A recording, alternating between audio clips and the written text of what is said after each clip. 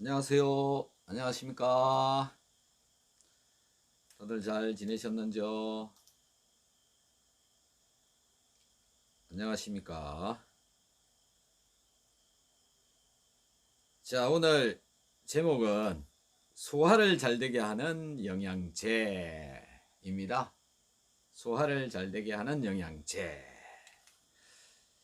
그래서 위장에 염증이 생겨가지고 다들 고생들을 많이 하시는데요. 염증은 왜 생기는가? 왜 염증이 생길까요? 위장에. 네. 그 다음에 소화를 시키려면 필요한 게 있는데 필요한 거는 어떤 건가라는 건데 소화를 시키려면 무엇이 필요할까요? 우리 몸에. 네. 그 다음에 우리는 소화가 안 된다, 안 된다 이런 얘기를 많이들 하시는데 소화가 안 된다라고 하는 것이 정말로 소화가 안 되고 있는 것일까요? 네, 무엇으로 소화가 안 된다라는 것을 알게 될까요? 네, 그리고 소화를 시키기 위해서 필요한 거는 어떤 것인가라는 건데 제가 소화가 안 되면 비타민C를 많이 먹으라고 얘기를 하잖아요. 그러면 비타민C가 왜 소화를 시키는데 영향을 어떻게 끼치고 있을까요? 네, 그리고 또 소화가 안 되거든. 예, 소금을 먹어라. 짜게 좀 음식을 먹어라. 이런 얘기를 말씀을 드리는데 그건 또 어떤 관계를 가지고 있으며 또 소화가 안 되면 체온을 높여라. 체온하고 소화하고 어떤 관계를 가지고 있는지. 그리고 소화가 안 되어진 물질들은 어떻게 할 건가라는 건데요. 우선 여기서 소화라는 게 뭡니까? 여러분들은 소화가 뭐라고 생각하세요? 뭔가요, 소화가? 자, 소화의 정의를 좀 얘기를 해보자라는 건데요. 소화란 내가 먹은 음식물이 위장에서 녹아야 됩니다. 녹는다. 녹는다라고 하는 것은 녹은 그 음식물이 내 눈에서 잘 보이지 않아야 돼요. 근데 그런 경우는 드물고 어쨌든 소화라고 하는 것은 녹는다라고 하는 것은 녹아서 없어져야 된다. 소금을 물에다가 이렇게 집어넣으면 처음에 넣을 때는 소금이 좀 보이다가 나중에는 다 없어지잖아요. 이거를 녹았다라고 이야기하는데요. 내가 먹은 음식물도 사실은 그런 식으로 녹아야 되는데 식이섬유질은 잘 녹지 않습니다. 그런 식으로 녹지 않는다. 그래서 녹아야 되는 게 소화를 시키는 첫 번째 단계고 첫 번째. 두 번째 단계는 그것이 잘게 분해가 되어져야 됩니다. 분해라고 하는 것은 큰 분자가 잘게 쪼개지는 것을 소화라고 하는 겁니다. 이게 소화다라는 거죠. 이런 과정을 우리 위장에서 다 거쳐야 된다. 그래서 오늘은 소화를 이런 것을 잘 시켜주기 위해서 어떤 영양제가 필요한지 알아보도록 하겠습니다. 괜찮으시죠? 네.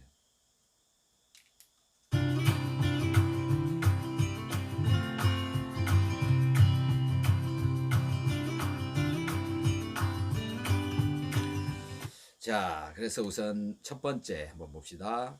소화라고 하는 것은 음식이 분해되어지는 건데요. 우리가 먹었던 음식물은 대부분 소화에 관여 되어지는, 즉 소화되어지는 물질은 탄수화물, 밥, 감자, 고구마, 옥수수, 밀가루 뭐 이런 것들이 탄수화물에 해당되는데 이 탄수화물은 올리고당이라고 하는 그런 이제 짧은 작은 당, 즉 저 탄수화물에는 굉장히 많은 숫자의 당이 붙어 있습니다. 그러니까는 뭐 포도당이라고 보시면 되는데 포도당이 수만 개가 붙어가 있어요. 그 수만 개가 잘게 잘라져 가지고 포도당으로 되거나 2당, 3당, 4당에서 한 10당 정도, 당이 10개 정도 연결되어져 있는 수준까지 분해가 되어져, 만 개가 10개 이하로 분해가 되어지는 게 소화입니다. 그래서 단당으로 되어진다, 포도당으로 되어진다, 이 개념으로 보시면 되고요. 단백질은 펩타이드로 분해되었다가 아미노산까지 분해되어져야 완벽하게 소화가 되었다라고 이야기를 할 수가 있는데 우리가 소화가 제대로 안 되어진 경우에 저 단백질이 그냥 그대로 있거나 단백질이 펩타이드까지만 분해가 되었거나 일부가 아미노산으로 분해가 되어진 이런 경우 이게 소화가 안 되어진 거죠. 즉 단백질이 대충 분해되어졌을 때, 저 단백질도 긴 고분자로 되어져 있는데 저게 잘게 잘라져야 되는데 펩타이드까지만 되어져 버리고 말았다. 그러면 이 펩타이드가 몸 안에서 흡수되어졌을 때, 장에서 혈관으로 흡수되어졌을 때 염증을 일으킵니다. 이 염증이 혈관 속에 돌아다니면서 많은 문제를 일으키고 그게 만병의 근원이 되어진다 라고 저는 말씀을 드리고 싶습니다. 자, 그래서 단백질이 아미노산까지 분해되어져야 적을 보고 소화가 되어졌다 이렇게 얘기를 하는 것이고요.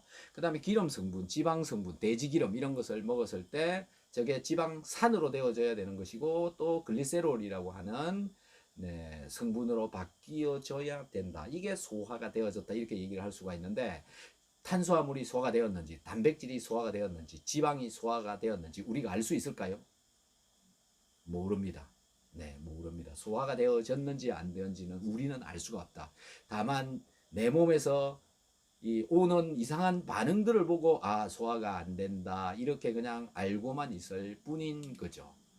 그래서 한번 이 소화가 안 되어진 것들을 한번 보자고요. 위장에 염증이 생기는 원리. 위에 염증이 왜 생기냐 이거거든요.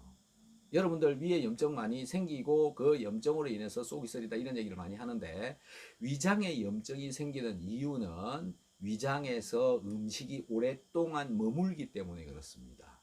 오랫동안 머무는 이유는 위장에서 녹지 않기 때문에 그런 거죠. 음식이 위장에서 녹지 않고 그냥 있기 때문에 오랫동안 머문다. 위장에서 머물고 있다가 얘가 녹아야 어느 정도 분해가 되고 녹아야 아래로 내려가는데, 소화가 안 되고 오랫동안 머물러 있게 되면 이 머물러 있는 음식이 위벽을 녹인다라는 거죠. 위벽이 그게 염증이 되는 겁니다. 위장에서 염증이 생기는 이유가 바로 위장에서 음식이 오랫동안 머물러서 그렇다. 그걸 빨리빨리 내려보내야 된다. 그 다음에 또 한 가지는 식도 역류, 즉 이제 음식물이 산도가 낮은 상태로 되어져 있죠. 우리가 먹었던 음식물들은 얘가 역류가 돼갖고 올라와 버리면 식도에 염증이 일어나죠. 산성도가 되게 강하기 때문에 산성 물질이 되어져 있기 때문에 그게 역류돼서 올라오면 위벽을 녹여버리는 거죠. 이렇게 해서 식도 역류, 식도염 이런 걸 일으키게 된다. 결국은 오랫동안 머물렀을 때, 장시간 머물러 있을 때. 그 다음에 내 몸에서 나온 위산이라고 하는 것이 또 위벽을 깎을 수가 있는 거죠. 근데 그게 쉽사리 깎이지 않는데 결국 염증이 조금이라도 생기기 시작하면 그 위산도 또 그 염증을 공격을 해가지고 일어난다라는 거죠. 자, 그래서 소화에 필요한 것들은 어떤 것들이 필요하냐면, 일단 첫 번째 음식을 녹여야 되니까 위산이 필요하죠. 위산. 그 다음에 소화 효소가 필요하죠. 소화 효소는 입에서 나오는 아밀라제. 그 다음에 위장에서 나오는 그 펩시노겐. 펩시노겐이 펩신으로 전환되어져 가지고 단백질을 펩타이드로 분해를 하거든요. 펩신으로 전환시키기 위해서 필요한 게 또 염산입니다. 여기에 위산이 필요하죠. 그래서 위산은 두 가지 작용을 하죠. 음식을 녹이는 작용, 그 다음에 펩시노겐을 펩신으로 전환시키는 작용. 요 역할을 한다. 그래서 위산이 덜 나오면 단백질 분해가 거의 안 된다라고 보시면 되죠. 그 다음에 필요한 게 리파제라고 하는 지방을 분해하는 효소가 있어요. 그건 이제 위장 밑에 아래 소장에서 이제 그 일을 또 진행을 하는 거죠. 이렇게 분해가 되어지고, 그 다음에 아밀라제에 의해서 분해되어진 것을 또 소장에서 이제 단당으로 만들어서 흡수를 해간다. 자, 필요한 거 위산, 펩시노겐, 펩신, 그 다음에 아밀라제, 그 다음에 리파제, 그 다음에 그 트립신이라고 하는 또 소화 효소가 있는데요. 요거는 소장에서 관여하는 겁니다. 근데 뭐 소장에서 우리가 어떻게 할 수는 없으니까 위장에서만 필요한 것은 위산, 그 다음에 펩시노겐, 펩신, 요 세 가지가 필요한 거죠. 그래서 이 세 가지가 우리 몸에서 부족해지면 많은 문제가, 즉 위장에서의 문제가 생긴다. 그래서 우리는 소화가 안 되는 것을 이렇게 인지를 하는 겁니다. 트림이 난다. 네, 흡배가 부르다. 가스가 찬다. 네, 그 다음에 또 막 이물감을 느낀다. 뭔가 자꾸 건드리는 듯한 그런 느낌이 들 때. 예. 그 다음에 뭐 속이 쓰리다. 그 다음에 위가 소화가 안 되고 그냥 오랫동안 남아있는 듯한 그 거북함, 더부룩함, 이런 것을 느낄 때 그냥 소화가 안 된다. 이렇게 얘기를 하는 거죠. 네. 그런데 지금 요 이야기들이 대부분 위산이 관여되어지는 거다. 그래서 위산을 충분하게 공급을 하는 게 가장 중요한데, 위산을 없애버리는, 쏙 쓰리고 소화 안 된다 그러면은, 네, 위산을 없애버리는 물질을 자꾸 먹고, 그러다 보니까는 위산을 없애버리다 보니까는 소화는 점점 더 안 되게 된다라는 거죠. 자, 그래서 위산의 성분 중에 한 개인 염산, 염산의 산이라고 하는 것을 공급을 하기 위해서 넣어주는 게 비타민 C입니다. 그리고 비타민 C는 본래는 쏙쓰리는 물질이 아닙니다. 나의 위장에 염증이 있어서 쏙쓰리게끔 느껴지는 건데, 비타민 C에서 공급되어지는 수소가 있는데, 이 수소가 염산의 산을 대신해 주는 겁니다. 그래서 비타민 C를 자꾸 먹어라 한 개 먹고, 또 더 먹을 수 있으면 두 개 먹고, 또 더 먹을 수 있으면 세 개 먹고, 그리고 식사 중이나 식사 끝나고 바로 먹어주는 게 내가 이 이물감을 느끼거나 소화가 안 된다는 느낌이 덜 들게 된다.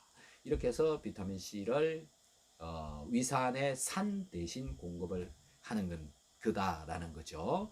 위산의 산 대신. 그 다음에 위산의 산, 그 다음에 위산의 염산이잖아요. 염은 소금으로 공급을 한다. 소화제. 소화를 시키는 위산은 염산의 염은 소금으로 공급한다라는 거죠. 그래서 소금이 충분해야 되는데, 여러분들이 소금을 예, 적게 먹어라, 저염식을 해라 이러는 것 때문에 대부분의 사람들이 소금을 너무 적게 먹고, 또 소금이 국물 안에 많이 들어있는데 국을 안 먹으려고 그러고 먹지 마라 그러고, 소금이 많이 들어가서 문제가 되니까는 덜 먹게 되고, 이제 이 과정을 계속 거치다 보니까 위산이 소금으로부터 만들어지고, 그 소금의 염소가 위벽에서 분비되어져서 나와가지고 위장 내로 들어가야 되는데, 소금이 부족하다 보니까는 염소가 덜 들어가는 거죠. 그래서 이게 덜 들어가니까는 이 염소 대신 뭐가 들어와 버리냐면 이산화탄소가 들어와 버린다. 내 몸에서 만들어지는 이산화탄소가 거꾸로 일로 들어와 버린다. 위장으로 들어와 버린다. 장으로 들어가 버린다. 이 가스가 바깥으로 폐를 통해서 빠져나가야 되는데, 이게 장으로 들어오게 되니까는 자꾸 가스가 찬다. 이런 일이 벌어지는 거죠. 그래서 소금이 부족하면 이게 역류하는 이런 현상이 나타나는 걸로 저는 생각을 하고 있습니다. 네, 그래서 어쨌든 소금이 충분하게 들어가 있어야 이상한 가스가 덜 찬다. 이렇게 보시면 될 것 같고요. 그 다음에 또 소화에 필요한 게 뭐냐면은, 소화 효소가 잘 반응을 하려면 체온이 어느 정도 맞아야 되죠. 근데 체온이 소화가 안 되는 분들은 영양소가 적게 들어가고, 영양소가 적게 흡수되어져 들어가다 보니까는 체온을 만드는 미토콘드리아 안에서 에너지를 만들어야 되는데, 영양 성분이 적게 가다 보니까 에너지를 만드는 양이 줄어듭니다. 그래서 소화가 안 되면 체온도 점점 떨어지게 되어진다. 그래서 체온이 내려가 있으면 또 소화효소 반응을 하기가 어려워진다.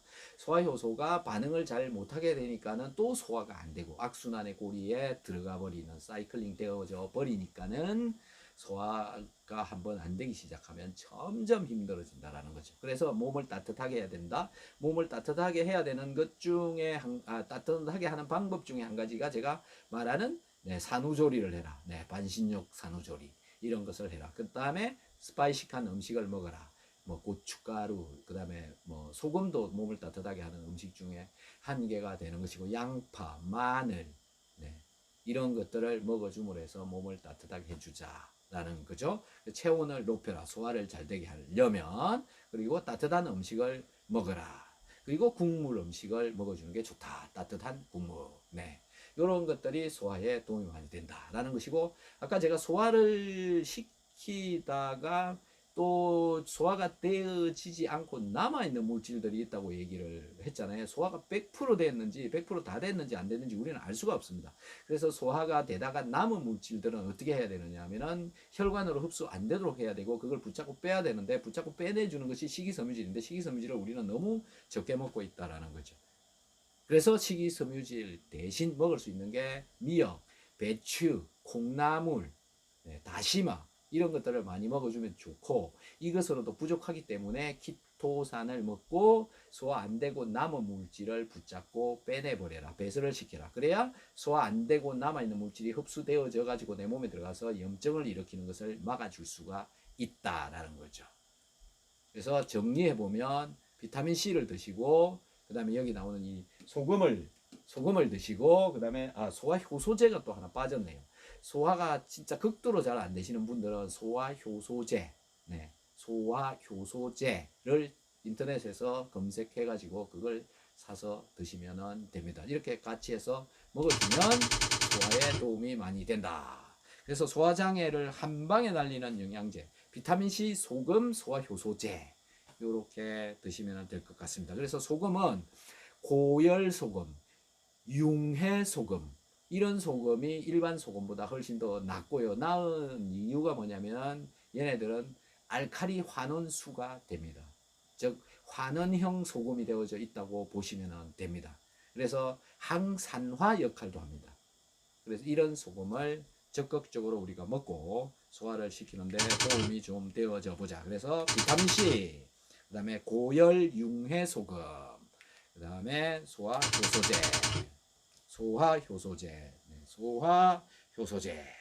얘가 이제 분해를 하는 거죠. 소화효소가 좀 약하게 나오시는 분들은 이런 것을 같이 먹어주는 게 좋다. 자, 오늘은 소화장애를 한 방에 날리는 영양제, 비타민C, 고열 융해 소금, 소화효소제. 그 다음에 체온을 따뜻하게 해주어라. 그리고 소화가 되어지지 않고 남은 물질은 혈관으로 흡수되지 않도록 하기 위해서 키토산을 같이 섭취를 하자라는 게 오늘의 주된 내용이었습니다. 자, 그리고 체온 36.5도.